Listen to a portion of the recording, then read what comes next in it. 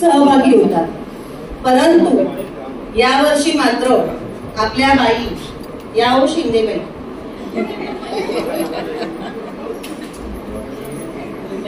बाईंची एक इच्छा होती की बाई नोव्हेंबर 2025 मध्ये रिटायर होणार आहे। तर मला म्हणाल होत्या बाई जाता जाता मला एक माझा स्वतःचा एक कार्यक्रम करायचा आहे, माझी खूप इच्छा आहे। तर म्हटलं ठीक आहे, महिला दिनाच्या निमित्ताने आपल्या दोघांचं नाव आहे, तुम्ही करा कार्यक्रमाचं आहे।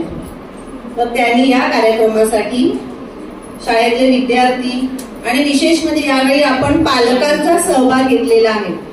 महिला पालक वर्ग तुम्हा सर्वांसाठी पण खूप खूप टाळ्या जरा माझ्याकडे।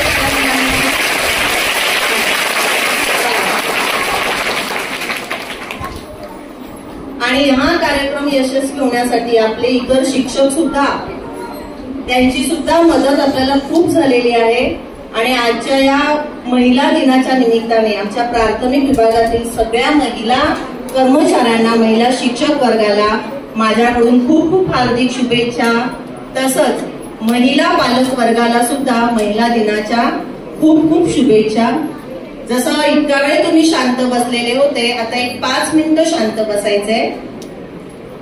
आपल्याकडे माध्यमिक विभागाच्या मुख्याध्यापिका श्रीमती वर्षा कदम मॅडम सुद्धा आलेल्या आहेत। त्यांना सुद्धा मी विनंती करेन की त्यांनी येऊन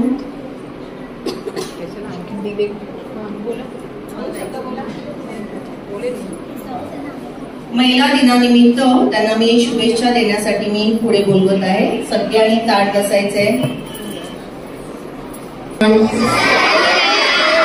बघा एकदम छान मस्त रंगबेरंगीत कार्यक्रम बघतात ना तुम्ही, आणि त्याच्यात आम्ही भाषण करणार, किती कंटाळा येईल ना। पण मी जास्त बोलणार नाहीये तुम्हाला विद्यार्थ्यांना। घरी गेल्यानंतर तुम्ही पहिल्यांदा आपल्या घरी कोणाला शोधतात? तर आपल्या कोणाला?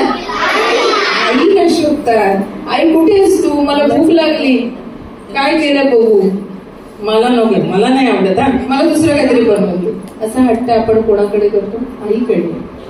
मग नंतर थोड्या वेळात खाऊ झाल्यानंतर आपण थोड्याशा मस्ती करायच्या मूडमध्ये असतो। मग मस्ती करण्यासाठी आपल्याला कोण पाहिजे असते? आपल्या घरातली छोटी बहीण किंवा आई काहीतरी खोड्या काढतो ना, त्रास देतो ना तिला, मस्ती करतो ना। मग ती आईकडे सांगते ना, आई बघ दादा मला त्रास देतो। मस्ती करण्यासाठी पण, तिला त्रास देण्यासाठी पण आणि तिची काळजी घेण्यासाठी पण आपल्याला एक बहीण पाहिजे असते। किंवा कोणाकोणाच्या घरी मोठी ताई आहे, कोणाकोणाच्या घरी मोठी ताई आहे। तुम्ही अभ्यास विचारता का नाही तिला? काही विचारतात की नाही? मला हे येत नाही, बाईने शिकवलं पण माझं लक्ष नव्हतं, मला समजलं खरी काय समजलं नाही। म्हणजे आपल्याला घरी ताई पण पाहिजे असते ना विचारण्यासाठी। आई पाहिजे, ताई पाहिजे, मस्ती करायला छोटी बहीण पाहिजे, अभ्यास शिकायला आपल्याला आणखी काकी मामी सगळे पाहिजे।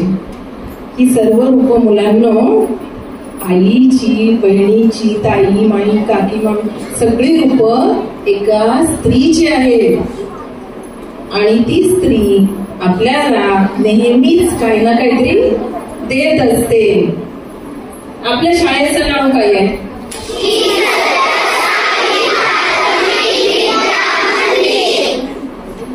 बरोबर।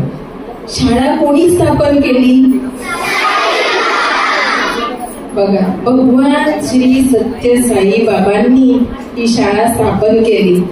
तुम्हाला त्यांच्या आईचं नाव माहितीये का मुलांनो? असं कसं? ठीक आहे, त्यांच्या आईचं नाव सांगते. ते म्हणजे ईश्वरम्मा. अम्मा म्हणजे आई, ईश्वरम्मा असं त्यांचं नाव आहे. बघा, ईश्वरम्माच्या पोटी एका देवाच्या अंशाने जन्म घेतला आणि म्हणूनच आपल्याला ही शाळा प्राप्त झाली की नाही? आपली शाळा निर्माण झाली. म्हणून आपल्या आईमध्ये आणि सर्वांची ही जी आई आहे ईश्वरम्मा, त्यांना आपण प्रथम वंदन करायचं. सगळ्यांनी हात जोडा आणि मनातल्या मनात आपल्या ईश्वरम्मांना थँक्यू म्हणा, धन्यवाद म्हणा की ही शाळा आमच्यासाठी बाबांनी निर्माण केली. बोला बरं मनातल्या मनात, थँक्यू बाबा, तुम्ही ही शाळा घडवली. ही तुमच्या आईची कृपा आहे. आता डोळे उघडा, हात सरळ ठेवा. बघा, अशी प्रार्थना केली की नाही? आज घरी जाऊन सगळ्या मुलांनी काय करायचं?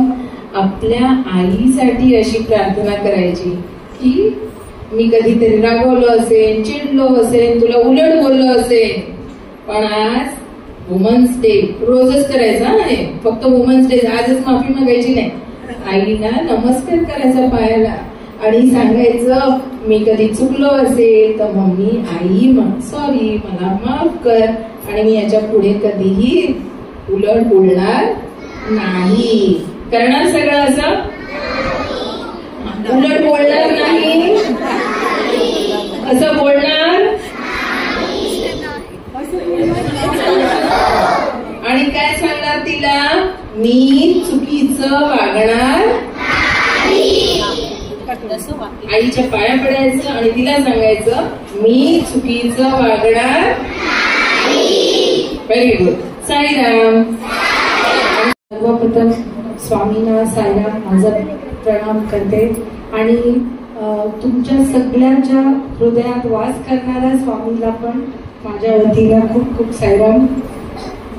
एवढी सवय नाही मला मराठी स्पीच देण्याची, तरी पण मी प्रयत्न करते आणि मला खरंच खूप खूप बरं वाटलं, खूप छान वाटलं मला इथे तुम्ही बोलवलात. मला इतकं सुंदर मुलींनी भजन म्हटलं आधी मुलांनी इथे स्टेजमध्ये, मग ह्या मुलींनी एवढं सुंदर नृत्य केलं. मग सगळ्यात तर पालकांचे आहेत मला अभिनंदन, कौतुक करायचं की एवढं छान तुम्ही केलं इकडे. खूपच मला माझ्या शाळेची आठवण आली. आता 3 महिन्यापूर्वीच माझा रिटायरमेंट झाला, पण तरी पण मला माझ्या शाळेची खूप आठवण आली. असं कधी प्रोग्राम मी तिकडे बघितलं नव्हतं, पण हे खूप खूप मला खूप छान वाटलं. इथे तुमच्या सगळ्यांच्या समोर पाठीमागे तुमच्या सोबत बसून तुमच्या सोबत प्रोग्राम बघायला मिळालं. फक्त एक छोटीशी रिक्वेस्ट, जसं वर्षा मॅडमने सांगितलं तुम्हाला, एकच दिवस महिलांचा दिवस नसतो. स्वामी काय म्हणतात, एव्हरी डे पाहिजे, एव्हरी डे. मग आपण काय करायचं? घरी कोणाचं ऐकायचं? आई आणि बाबा. बाबांना विसरून जायचं नाही, बाबांना पण ऐकायचं, आईचं पण ऐकायचं, बाबांचं पण ऐकायचं. आणि शाळेत कोणाचं ऐकायचंय बाबा? आपल्या बाईचं. त्यांच्या पण तिथे घरी तुम्ही आईशी उलट बोलला, इथे बाई बरोबर पण उलट बोलू शकत नाही, राखू शकत नाही बाई बरोबर. केवढा वेळ इकडे बाई म्हणत होती असं बसा, ताट बसा, हे करा, आपण कुठं ऐकतो? आपण त्यांचं पण ऐकायचं ना, आपण रोज ऐकायचं. कळलं का? एवढा वेळ बसला आणि आम्ही स्पीच देत जातो. तुम्हाला जायचं ना वर्गात? आता नको, इथेच बसायचं दिवसभर आणि कार्यक्रम बघायचं, शिक्षण पण करायचं असतं ना बाबा.